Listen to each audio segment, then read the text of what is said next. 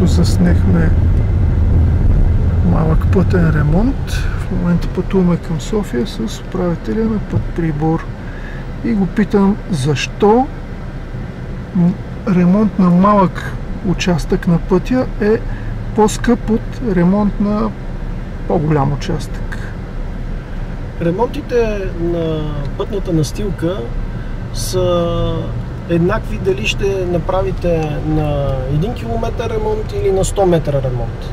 Защото имате фиксирани разходи за преместване на машините, имате фиксирани разходи за заплатите на хората и имате фиксирани разходи за енергийните ресурси, които употребявате. И дали ще ги разхвърляте тези разходи върху 6000 квадрата, колкото е нормалната площ на 1 км път, или ще извършите ремонт само на 600 квадратни метра, разходите ви, фиксираните, ще бъдат абсолютно едни и същи. По тази причина изкърпването на пътната настилка е в пъти по-скъпо, отколкото преасфалтирането на един пътен участък. И ако един пътен участък има повече от 30% повредена повърхност, най-добре е той да бъде преасфалтиран, наместо да бъде изкърпван. Това е много важно. Значи 30% е вододела. Оттам нататък вече трябва да се... 1/3 от настилката, когато е с дупки, по-добре е този път да бъде преасфалтиран, отколкото да бъде изкърпен този пътен участък. Добре, защо се нагъва пътя? Ето, това е път с... Няма маркировка, но пък за сметка на това е сравнително в добро състояние, като за България. Защо се нагъват бързо? Ами две са основните причини, поради които се получават тези пластични деформации. Едната причина е, ако имаме слаба основа, и в този случай настилката потъва. А другата причина е, ако износващия пласт е изпълнен със свързващо вещество, което има по-ниска точка на топене. И в този момент се получават тези пластични деформации, тъй наречени коловози.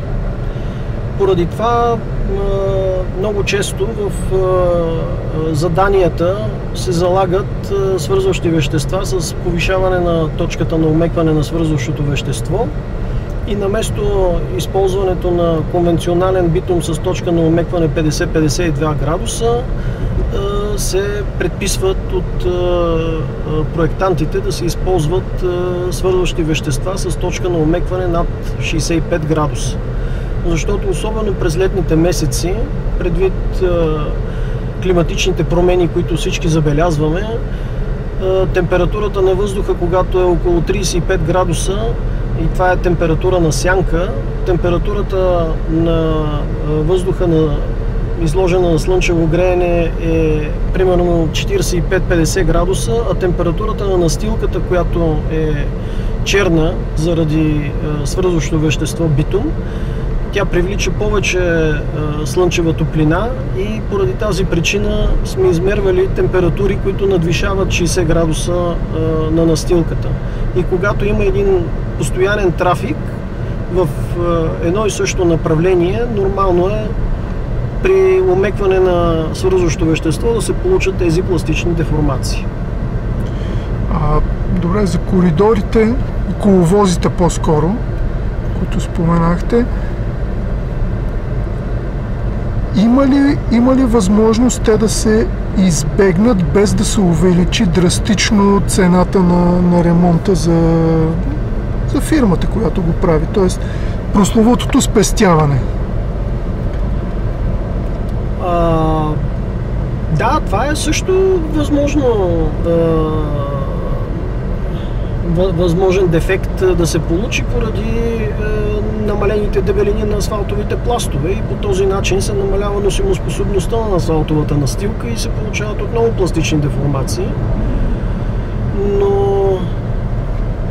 Най-същественото, което ви казах, това са проблемите в основата и проблемите в температурата на свързващото вещество.